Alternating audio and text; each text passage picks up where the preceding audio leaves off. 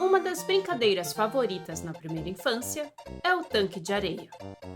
Usando apenas alguns brinquedos, como blocos de construção, os pequenos podem usar sua imaginação para criar o que quiserem. O limite são as peças que as crianças possuem, o tamanho do tanque de areia e, é claro, a criatividade. Esse espírito de descoberta e curiosidade encontrou seu equivalente no mundo dos jogos eletrônicos graças ao gênero sandbox. A essência do sandbox, ou tanque de areia, é dar aos jogadores liberdade para escolher como jogar. Embora existam limitações, há um mundo enorme para se fazer o que quiser. Alguns jogos trazem tarefas ou missões específicas, mas geralmente são opcionais e não são necessárias para a progressão. O foco está em permitir que os jogadores explorem e experimentem, para que possam descobrir por si próprios. Muitos jogos sandbox também apresentam jogabilidade aberta, o que significa que não há um ponto final definido. Mesmo que se chegue ao final da história, é sempre possível continuar. Esta continuidade permite jogar o mesmo jogo por meses ou anos, possibilitando atualizações e expansões. Portanto, esteja você se esforçando para cumprir todos os objetivos, ou apenas brincando e se divertindo, uma coisa é certa: será sempre uma experiência única. Nos dias de hoje, jogos sandbox atingiram uma popularidade sem precedentes, movimentando cifras bilionárias e sendo empregados até como ferramentas educacionais. Suas origens, no entanto, foram fruto da experimentação em um tempo em que as limitações tecnológicas tinham que ser contornadas com engenhosidade e ousadia. Neste vídeo, vamos conhecer as origens deste gênero tão peculiar e original. Por isso, relaxe. Aproveite para se inscrever no canal caso ainda não seja inscrito e embarque com a gente em mais uma viagem no tempo.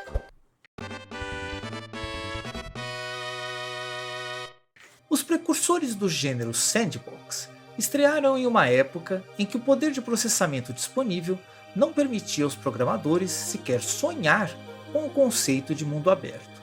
Para inovar nesse tempo, era preciso pensar grande, mas com os dois pés bem apoiados no chão. Por isso, os jogos sandbox desse período dividiam-se em duas categorias: exploração espacial e simuladores de cidades e parques. Em 1982, o primeiro jogo com elementos sandbox era lançado para o Intellivision, Utopia. O jogo era inovador em muitos aspectos. Não somente era o primeiro jogo de estratégia em tempo real do mercado, como também o pioneiro a trazer uma complexa mecânica de simulação em um tempo de limitadíssimos recursos computacionais. A demanda desse título por poder computacional era tanta que não deixou espaço para uma inteligência artificial. Em vez disso, o jogo foi pensado para ser jogado em duplo, com cada jogador no controle de uma das duas ilhas do jogo.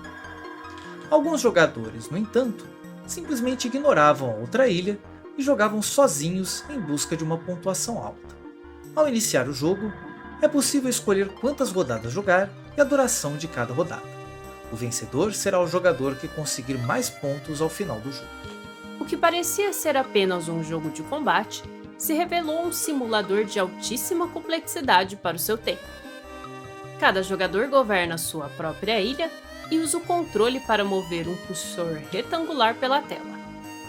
Ambos os jogadores podem gastar barras de ouro para construir diferentes edifícios, casas, escolas, fábricas, hospitais e fortes, plantar culturas agrícolas, construir barcos de pesca ou de ataque, ou até mesmo para financiar atividades rebeldes na ilha inimiga. À medida que a população de cada ilha cresce, o governante é responsável por alojar o seu povo, alimentar sua população e mantê-los felizes.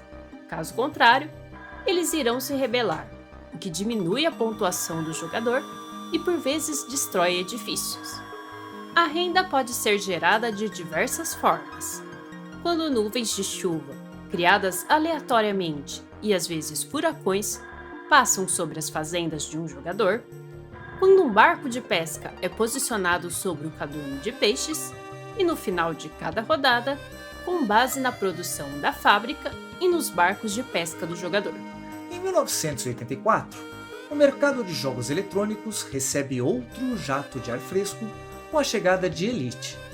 Lançado inicialmente para os computadores BBC Micro, o jogo tem início na Estação Lave com 100 créditos e uma nave comercial armada, um Cobra Mark III. Os créditos podem ser acumulados através de vários meios. Estes meios incluem pirataria, comércio, missões militares, caça de recompensas e mineração de asteroides. O dinheiro gerado por essas empreitadas permite ao jogador atualizar sua nave com melhorias como melhores armas, maior capacidade de carga, sistema de pouso automatizado, banco de energia extra e muito mais. Uma rápida leitura da crítica da época mostra o quanto o título foi revolucionário. A edição de dezembro de 1984 da revista Micro Adventure foi categórica. Uma obra-prima como esta é difícil de ser descrita dentro dos parâmetros existentes. O editor da Personal Computer Gamers, Shingo Sugiura, se rendeu ao título, afirmando: Elite é vasto, complexo e muito viciante. Estou com os olhos vermelhos e esbugalhados de ficar acordado até altas horas, mas não ligo. Vou continuar jogando até ir subindo de ranking. Compre!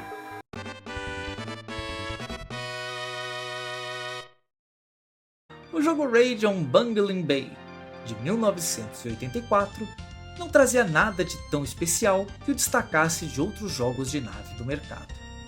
Era, sim, um jogo de nave competente, que exigia que o jogador não atacasse apenas a esquadra do inimigo, mas também a sua estrutura. Se as instalações de guerra não fossem bombardeadas a tempo, o oponente ganharia uma artilharia tão pesada que seria capaz de aniquilar o jogador em um piscar de olhos. Além de desviar dos projéteis e outras aeronaves, era preciso estar atento ao cenário e suas instalações. Seu criador, Will Wright, confessaria mais tarde que se divertiu mais criando o cenário do que efetivamente jogando o jogo. Depois de publicado, Wright continuou a brincar com o editor de cenários, que foi ganhando atualizações e se tornando cada vez mais robusto. Eventualmente, as brincadeiras de Will Wright foram se transformando em um produto comercial, e ele lançou, de forma independente, o protótipo do que seria o primeiro simulador de cidades do planeta. Micrópolis surgiu no Commodore 64 em 1985 e surpreendeu o mundo ao inaugurar um novo modelo de jogos sem objetivo. Pela primeira vez, não havia como ganhar ou perder, apenas o prazer de ver a sua cidade crescendo e se desenvolvendo indefinidamente. Esse modelo de jogo, muito à frente do seu tempo, não fazia o menor sentido para as empresas de jogos nos anos 80.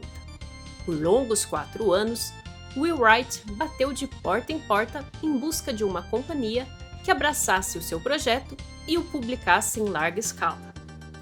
Cansado de receber um não atrás do outro, ele fundaria uma pequena companhia chamada Maxis, para que finalmente o primeiro simulador de cidades pudesse ser lançado, em 1989, o clássico SimCity. O resto, vocês já sabem, é história. Se criar era divertido, ganhar dinheiro era mais ainda, mesmo que fosse dinheiro de mentira. Em 1994, chegava aos PCs Theme Park, um jogo realista de construção e administração de parques de diversões. O título oferecia mais de 30 atrações, variando em complexidade, desde castelo inflável e casa na árvore, até instalações mais complexas e caras, como a montanha-russa e a roda gigante. O objetivo é aumentar o valor do parque para que ele possa ser vendido e um outro parque temático, maior e mais completo, possa ser adquirido em outra parte do mundo. Um verdadeiro ode ao capitalismo. O código de Theme Park foi aproveitado para a criação de outro clássico para lá de original, Theme Hospital. Aqui, o negócio é curar pacientes de doenças cômicas fictícias. Algumas dessas inusitadas condições incluem a cabeça inchada, que deixa a cabeça do paciente parecendo um balão, complexo de Rey, que faz o paciente incorporar Elvis Presley, e o DNA Alien, que transforma o paciente em um alienígena. O jogo também deixa você chutar a ética em nome do lucro. Se você for um administrador sem escrúpulos, pode sacanear os pacientes, forçando-os a fazerem mais exames do que o necessário para o diagnóstico. E, é claro, cobrando por cada um deles. Ainda bem que é apenas um jogo, não? Em 1999, Roller Coaster Tycoon trouxe uma simulação de parques de diversões ainda mais completa e divertida, atingindo o total de 4 milhões de cópias vendidas ao redor do mundo. Os jogadores podiam escolher entre dezenas de tipos de montanhas russas e também construir passeios aquáticos, carrosséis, carrinhos bate-bate, casas mal assombradas, pistas, rodas gigantes e barcos viking, entre diversos outros brinquedos bacanas. Havia uma grande liberdade na construção de montanhas russas, que eram avaliadas pelo grau de intensidade e diversão que proviam aos clientes do parque, podendo inclusive serem trocadas entre usuários na internet.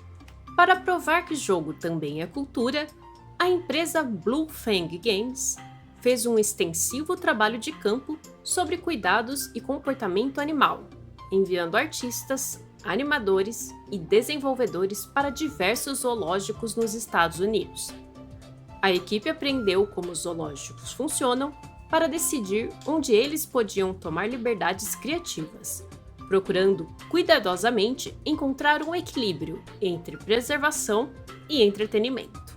Surgia assim Zoo Tycoon. Lançado para PCs em 2001, o objetivo era construir um zoológico próspero, projetando habitats adequados e salubres para os animais, ao mesmo tempo em que se buscava um ambiente atraente para os visitantes.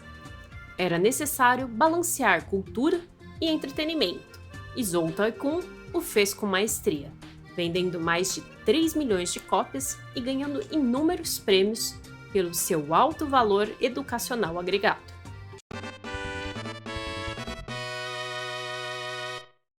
Na virada do milênio, 2 jogos surgiriam para redefinir o gênero sandbox. Depois de perder sua casa na tempestade de fogo em Oakland em 1991, Will Wright se inspirou para transformar a experiência de reconstruir sua vida em um jogo. Enquanto substituía os pertences destruídos, Wright se perguntou por que as pessoas compravam coisas. Em particular, se elas acreditavam mesmo que o ato de comprar coisas preencheria suas necessidades e as faria felizes. Ele então começou a trabalhar em um título onde os jogadores construiriam uma casa virtual e encheriam de itens, mas ele percebeu que precisaria de algo, ou alguém, para julgar o quão bem uma casa tinha sido mobiliada. Nascia assim o Cidadão Virtual, que mais tarde seria batizado como Sim. Não demorou muito para Wright perceber que os Sims poderiam ser mais sofisticados do que apenas críticos de residências, mas sim pessoas de verdade com suas próprias vidas e aspirações. Em 2000, The Sims chegava ao mercado preenchendo um nicho que ninguém sabia que existia. O que era apenas um jogo se transformou em um verdadeiro fenômeno cultural. Pela primeira vez, as sutilezas da vida real eram transportadas para a tela do computador e colocadas nas mãos de milhões de jogadores que detinham total controle do destino de seus personagens. As decisões sobre a vida cotidiana permitiam que os seus comandados cultivassem amizades, estabelecessem relacionamentos amorosos, trocassem de emprego e mantivessem hobbies. Como no mundo real, nem todas as escolhas eram seguras. Bastava um descuido para o seu sim morrer afogado numa piscina ou queimado em um incêndio enquanto cozinhava. Fiel à filosofia de seu criador, o jogo não tinha objetivos definidos, e o jogador era livre para jogar o quanto quisesse. E, acredite, as pessoas queriam jogar cada vez mais. Visando lucrar ainda mais com o sucesso do momento, a Maxis lançaria nada menos do que 7 pacotes de expansão para seu prodígio de simulação de pessoas. São eles: Gozando a Vida, que adicionava novos personagens, itens e carreiras; Fazendo a Festa, que fornecia aos jogadores várias maneiras de realizar festas e reuniões nas casas de seus sims; Encontro Marcado, que deixava os personagens livres para sair de casa e conhecer outros sims pelo centro da cidade; Em Férias, que introduzia um novo destino chamado Ilha de Férias, onde os sims podiam aproveitar suas férias com familiares e amigos; O Bicho Vai Pegar, que incluía animais de estimação no jogo e fazia com que eles fossem tratados como sims em vez de objetos; Superstars, onde os sims tinham a chance de se tornarem figuras do entretenimento e incluía representações de diversas personalidades famosas; Num Passe de Mágica, que adicionava magia ao jogo e possibilitava aos sims lançarem feitiços, forjarem amuletos e comprarem ingredientes alquímicos.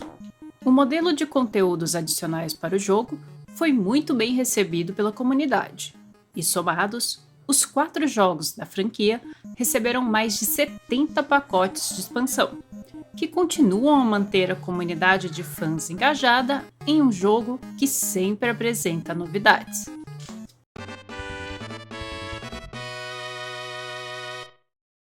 Não fosse por Half-Life 2, o jovem Gary Newman teria sido apenas mais um estudante a deixar a faculdade. O fato é que o garoto gostava mesmo de programar. Após abandonar os estudos, Gary montou uma pequena empresa chamada Facepunch, na casa de seus pais, onde ele próprio era o único funcionário. No início, a ideia era criar jogos pequenos, mas Gary ficou fascinado pelo motor gráfico Source, o mesmo de Half-Life 2, que era capaz de entregar uma simulação de efeitos físicos altamente complexa para o seu tempo. Gary reconhece que, à época, seus conhecimentos sobre o motor gráfico Source não eram suficientes para criar um jogo do zero, usando aquela ferramenta, e por isso, decidiu se concentrar em modificar o código já existente de Half-Life 2. Gary se divertiu tanto fazendo isso que largou todos os outros projetos da empresa para continuar alterando o código original e criando novas possibilidades. Conforme versões de sua modificação foram sendo disponibilizadas ao público, a popularidade do seu produto foi crescendo e, em pouco tempo, já havia uma equipe numerosa trabalhando para o seu projeto, com o objetivo de transformá-lo em um jogo independente.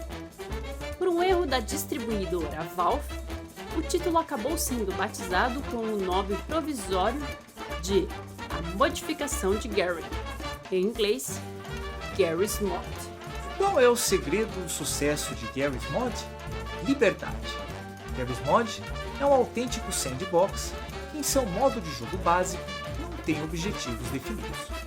O jogador pode criar diversos NPCs, bonecos, itens e adereços e interagir com eles como quiser. Tudo é muito fácil e intuitivo, oferecendo ao usuário infinitas maneiras de se divertir, seja explorando a física do cenário, experimentando criações de outros usuários ou até mesmo produzindo conteúdo para o YouTube. Os vídeos feitos usando Garry's Mod passam de milhões e alçaram alguns youtubers como o PewDiePie ao estrelato.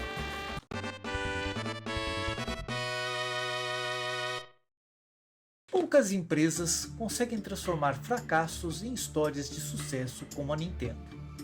Quer sejam os jogos do Wii U que naufragaram em seus lançamentos e que de repente passaram a ser jogos obrigatórios no Switch, ou trabalhando para que o desacreditado DS se tornasse o portátil mais vendido de todos os tempos, o toque de Midas da empresa é algo muito real. Mesmo nos momentos mais desalentadores, a Nintendo provou ser capaz de dar a volta por cima, e a história de Animal Crossing começa com que, em seu retrospecto, deveria ser encarado como um dos maiores erros da história da empresa. Seja por teimosia, armadilhas legais ou excesso de confiança, o Nintendo 64 foi o único console de sua geração que não embarcou na tendência dos CDs. No entanto, À medida que os benefícios desta nova mídia ficavam evidentes, até mesmo parceiros fiéis como a Square e a Capcom abandonariam o videogame para publicarem seus jogos em outras plataformas. Diante deste cenário desfavorável, a Big N se viu forçada a reconhecer que a era dos cartuchos estava chegando ao seu fim. Mas ela faria questão de inventar suas próprias soluções. Confinado ao Japão, a expansão 64 Disk Drive foi tão mal feita que renderia assunto suficiente para um outro vídeo. O periférico foi anunciado antes mesmo do próprio Nintendo 64 ser lançado e oferecia suporte para que o videogame pudesse ler discos magnéticos.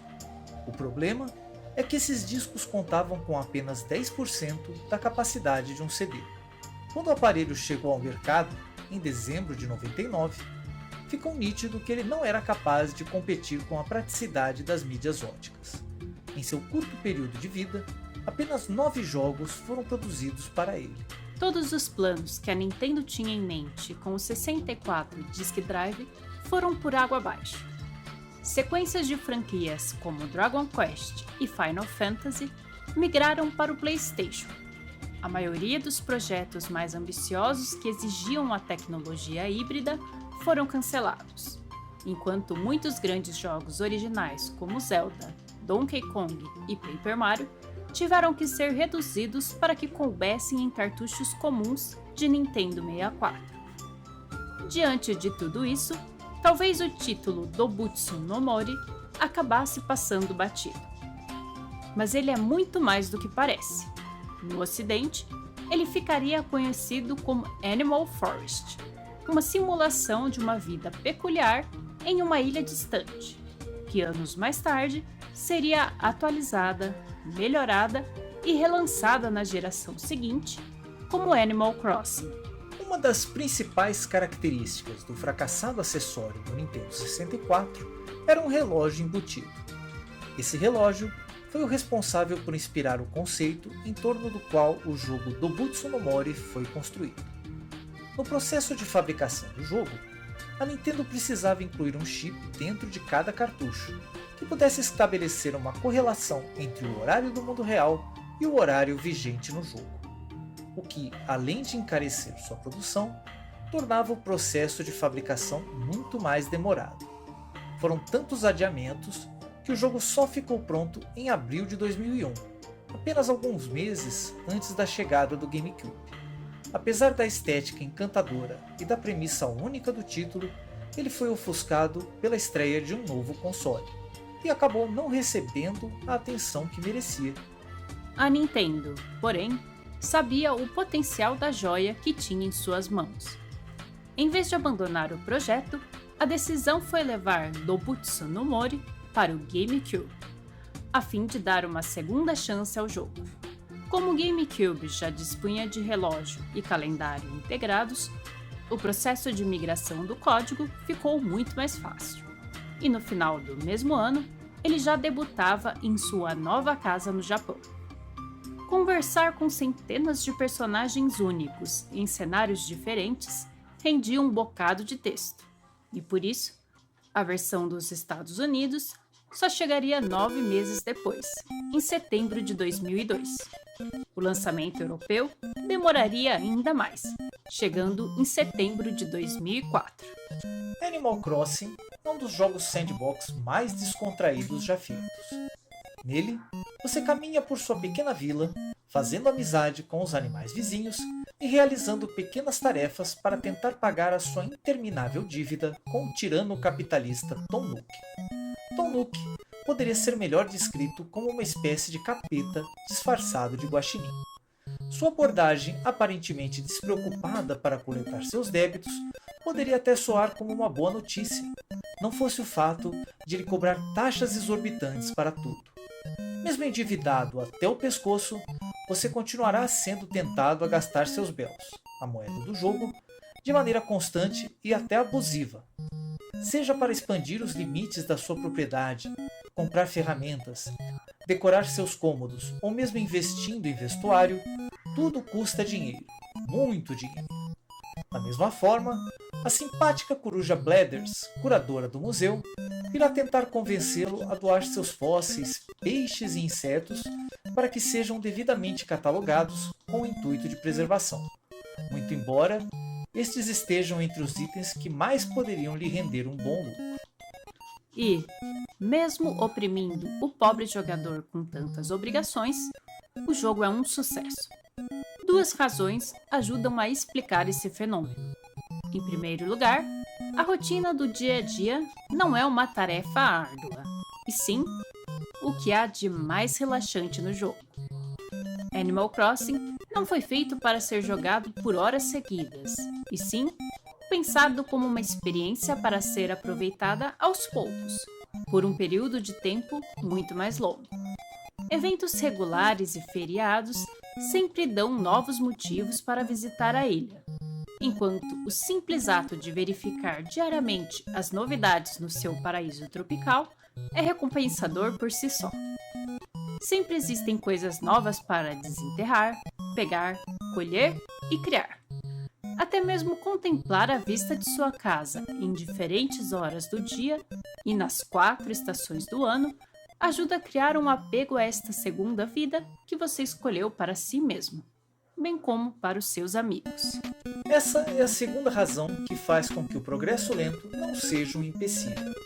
Ele propicia que as conexões que você faz e os laços que você desenvolve com os outros moradores pareçam mais especiais, mais importantes e mais reais.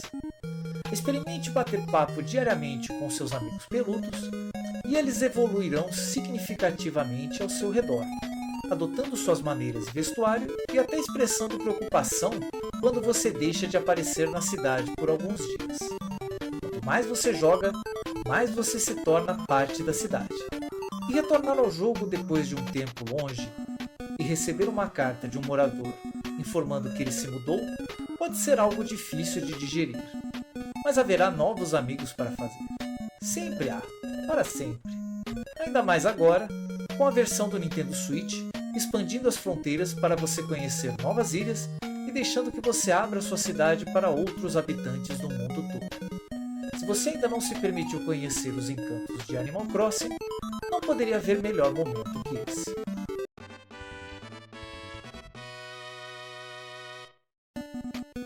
A plataforma de jogos Roblox ostenta um impressionante catálogo de mais de 20 milhões de jogos gratuitos sendo lançados a cada ano. A quantidade por si só chama a atenção, mas o detalhe que torna Roblox diferente de tudo na indústria é que todos eles são feitos por seus usuários. No Roblox, a diversão não vem apenas de jogar, mas também de criar os jogos. Qualquer pessoa, mesmo sem experiência prévia em programação, é livre para usar a ferramenta Roblox Studio e disponibilizar um título para a comunidade. Outra peculiaridade da plataforma é que a maioria dos jogos são feitos por crianças. Com gráficos simples e coloridos e jogabilidade acessível, o apelo infantil de Roblox é inegável. Mas as coisas ficam mais interessantes ainda quando se descobre que é possível ganhar dinheiro com os jogos, vendendo itens especiais, acesso a fases extras e passes VIP, por exemplo. A pandemia de Covid-19, um dos eventos mais críticos da história recente, demonstrou a importância das interações sociais e como a tecnologia pode criar condições para viabilizar o contato humano em situações extremas. Em tempos de quarentena, Roblox passou a ser uma forma de crianças se comunicarem entre si. O foco no multijogador e no senso de comunidade fez de Roblox a solução perfeita para que as crianças pudessem brincar juntas, dividindo o mesmo espaço virtual. Até mesmo festas de aniversário passaram a ser celebradas na plataforma durante este período. Nessa época, a popularidade e o número de usuários ativos no Roblox cresceu exponencialmente, mostrando que jogos sociais conseguem reproduzir, de alguma maneira, as dinâmicas da vida real, e às vezes são fundamentais não só para o desenvolvimento das crianças, mas como uma forma de manter a mente saudável em tempos difíceis. Ao contrário de jogo de Wright, Raiders on Bugling Bay, a franquia Mario sempre foi sinônimo de jogabilidade empolgante e divertida. Tirando spin-offs bizarros feitos por outras empresas, como o ridículo Hotel Mario e o enfadonho Mario Smithing, é muito difícil pensar em algum jogo do encanador bigodudo que tenha decepcionado. Dotado da excelência de tudo aquilo que envolve a franquia, Super Mario Maker foi inicialmente concebido como uma ferramenta para a equipe interna de desenvolvimento da Nintendo criar níveis de Mario com mais facilidade.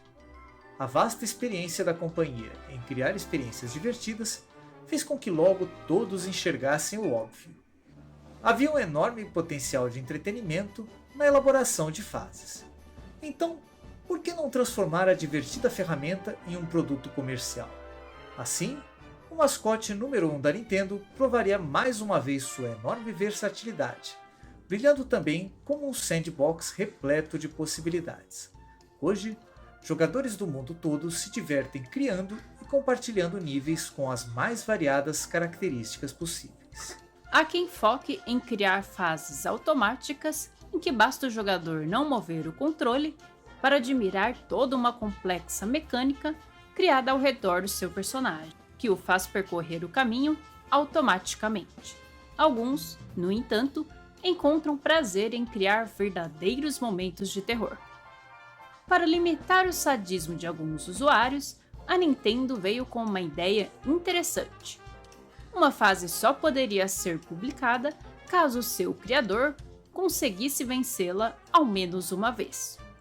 O que a empresa não esperava é que, assim como a zoeira, alguns de seus clientes simplesmente não conhecem limites. O usuário de apelido ValJP contabilizou inacreditáveis 32.873 tentativas até conseguir disponibilizar a sua fase, intitulada Tricky Mario Val's Shell Space, o que nos faz pensar que diversão pode ser um conceito muito abstrato e ter diversos significados. O criador do que viria a se tornar o maior sandbox de todos os tempos começou sua caminhada em Edsby, uma pequena cidade da Suécia cercada por florestas, e anos mais tarde marcariam presença naquilo que se tornaria sua maior criação. Em sua infância, Marcus Alexej Persson, mais conhecido como Notch, tinha dois passatempos favoritos.